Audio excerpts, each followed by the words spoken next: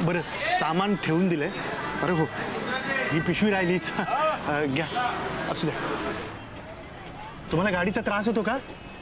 म्हणजे लागते वगैरे का? मी लेमनच्या गोळ्या दिल्यात लिंबाच्या आणि आवळा सुपारी पण आहे. हां, असं छोटं छोटं असं काही सामान आहे त्यात. राहू द्या. कशाला? असू द्या हो, लागेल. हे काय? हे पैसे आहेत. तुम्ही असे घेतले नसतेत म्हणून मग असं केलं. असू द्या. कशाला? आहेत माझ्याकडे. आणि आधीच तू किती केलंयस? अहो लागतील, मुंबई येते, काही सांगता येत नाही. हां, आणि हो, गाडी जेवणासाठी थांबेल तेव्हा खाली जेवायला उतरा आणि मग परत लगेच गाडीत येऊन बसा. कळलं का? मी सुषमाला मुंबईला लवकरच घेऊन येईन.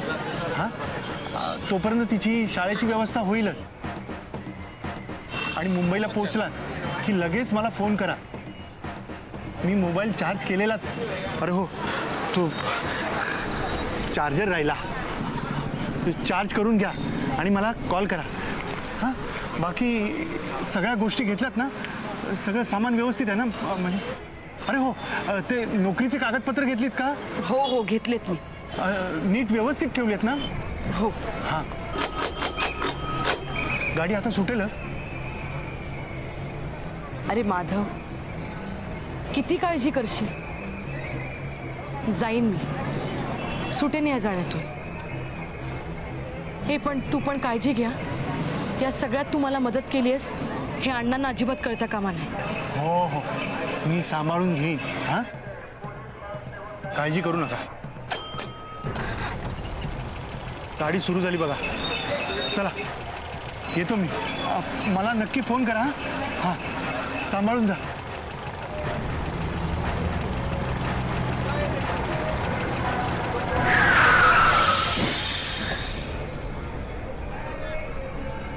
देसाई, काय झालं? अण्णा नाही गेले गाडी समोर. अण्णा,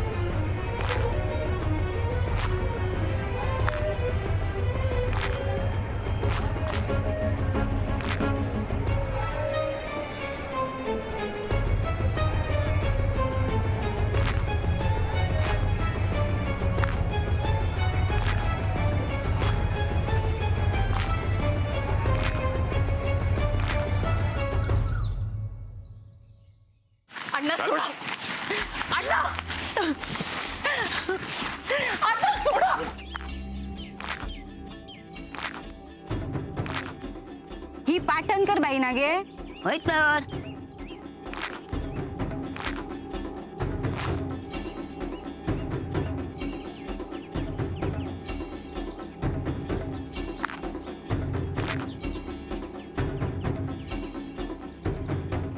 काय चाललंय या गावात? नाहीतर काय, कलियुग आहे. काय म्हणायचं आता?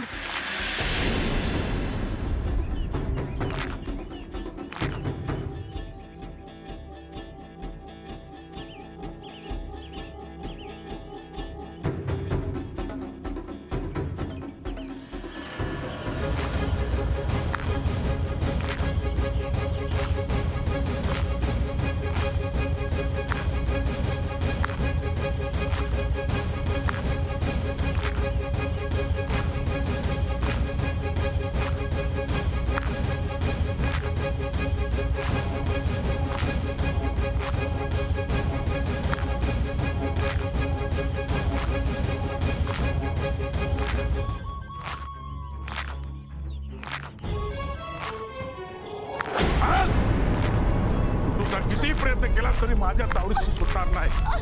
मी सांगत आहे तो सर, या घरात कुलूप लागणार नाही. चला चल चल चल. तुका काय वाटलं माझ्या तावडीसून सहज सुटशील? सोडा मला. किती इथून पळून जाऊचा हा?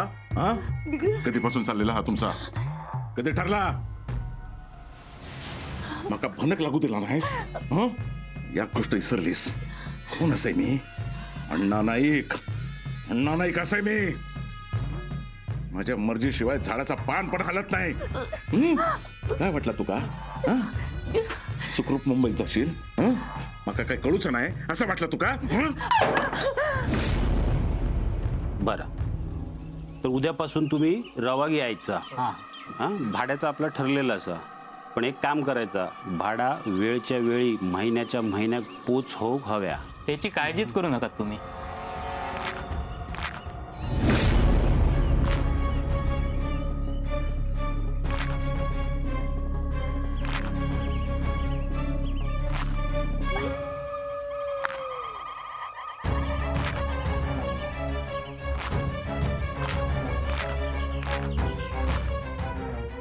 काय चाललेला?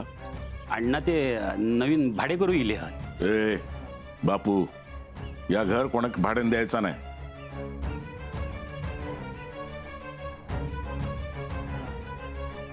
या गे 6 महिन्याचा भाडा. पाटणकर बाई याच घरात राहतील. पण अण्णा, पाटणकर बाई मुंबईत जातात ना रवा.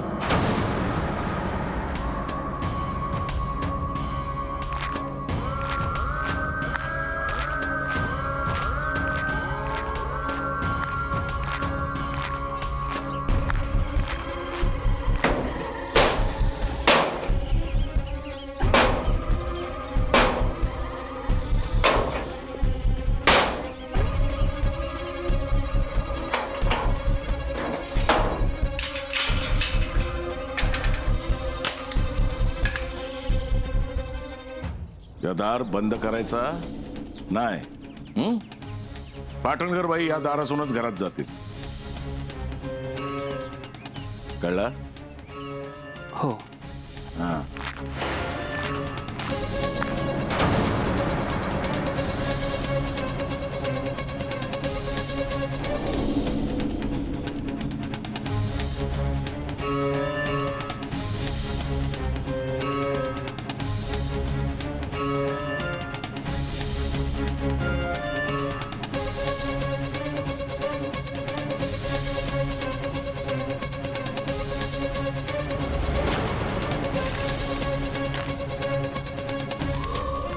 हे सगळं वडिलोपार्जित आहे आणि या वडिलोपार्जित घरातून मला कुणीही काढू शकत नाही. याचं श्राद्ध घातलंय. निघूक सांग का? त्या घरात माधवाची जागा तीच असत जी आधी होती. तो आत येणार. माधव खरंच खूप चांगला आहे. त्याचं बोलणं, समोरच्याला समजून घेणं, त्याचा प्रेमळपणा, त्याचा चांगुलपणा, खरंच खूप चांगला मुलगा आहे. तुम्ही नशीबवान आहात की तुम्हाला असा मुलगा आहे.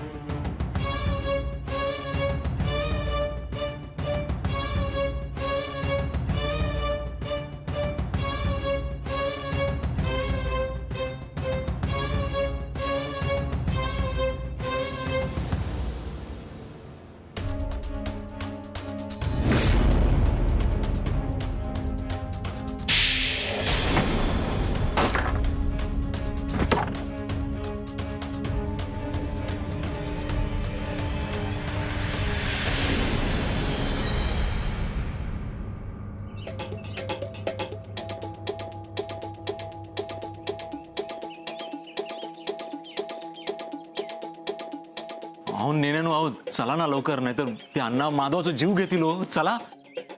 छोटा बस. हा आता बसून कसं काय होणार? हा बस म्हणतो ना. अहो पण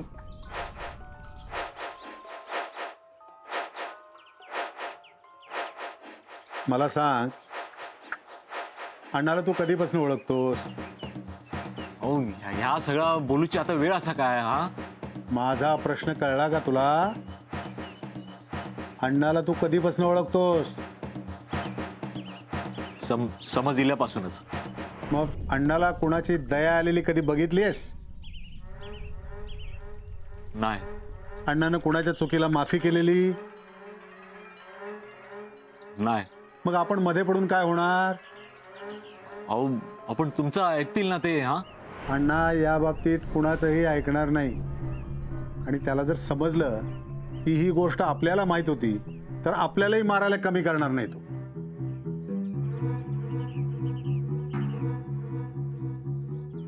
मग हे आता काय करायचं हो?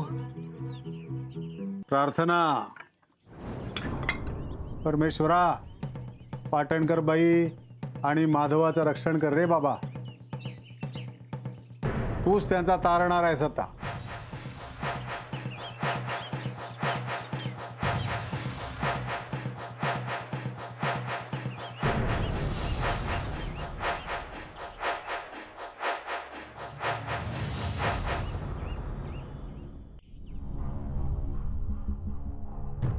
चूक तुझी नाही, हा माझी. असा त्याच्यासाठी गावाकडे गेलास?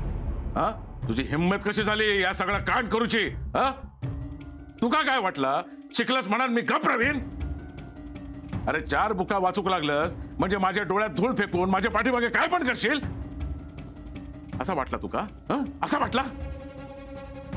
अरे अण्णा नायकाच्या वाकड्यात गेलंस तर काय होता ता अजून तुका कळलेला नाही. याचं एवढं पुळक जा एका मुंबईत पाठवून निघालस.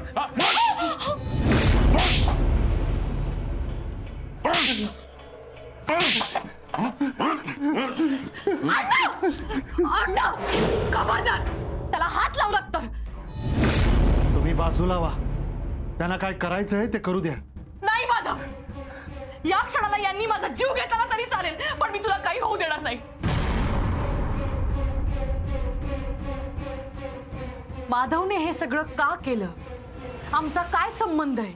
मी कुठल्या हक्काने त्याची बाजू घेते असा प्रश्न पडला असेल ना तुम्हाला? या प्रश्नाचं एकच उत्तर आहे, माणुसकी, जी तुमच्या त्याला कणभर सुद्धा नाही.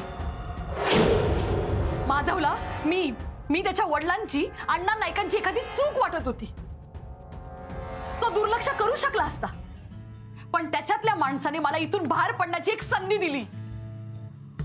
तुम्ही फक्त एका मुलीला जन्म दिलाय हो, पण आयुष्यभर तिने कमलाकर पाटणकर हेच नाव लावत आली आहे आणि हेच नाव लावून ती जगत राहणार आहे. पण या माधवने तिला बहीण मानलं, मोठ्या भावासारखं तिच्यासाठी सगळं काही केलं. हो, आमचा संबंध आहे, पण या नात्याला नेमकं कोणतं नाव देऊ ना ते कळत नाहीये मला. कारण हे नातं जोडलं गेलंय ते फक्त माणुसकीमुळे. यात कोणताही स्वार्थ नाहीये अण्णा नाईक.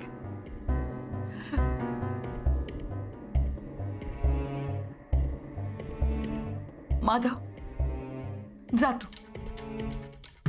नाही मी पण तुम्ही इथे मला काही होणार नाही. तू जा.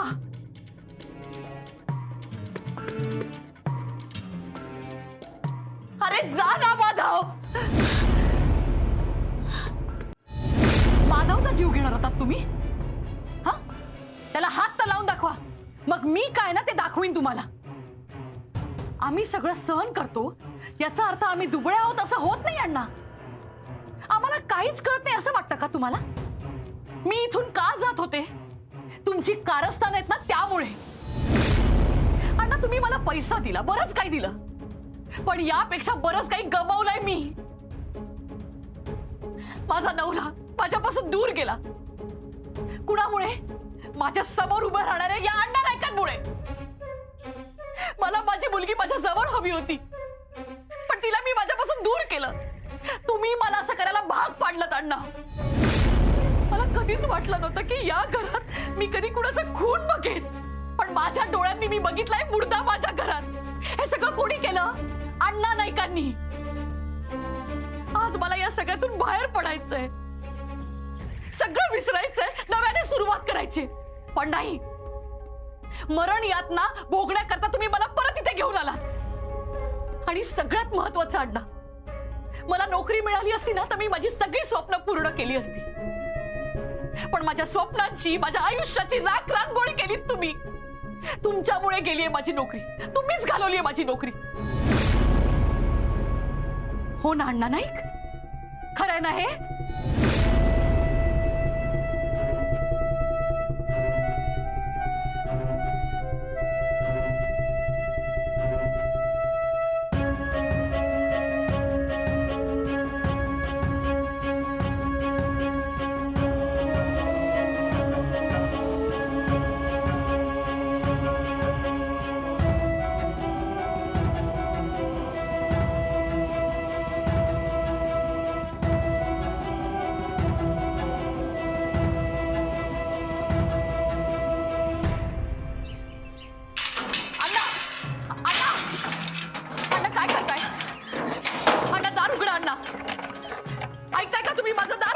बाहेर कसा पडतं ताज बघताय. अण्णा, अण्णा दार उघडा. अण्णा, अण्णा, अण्णा दार उघडा. अण्णा नाही, नाही ना तुझी सगळी पाप जगासमोर आणली तर नावाची कुमुदिनी कमलाकर पाटणकर नाही मी.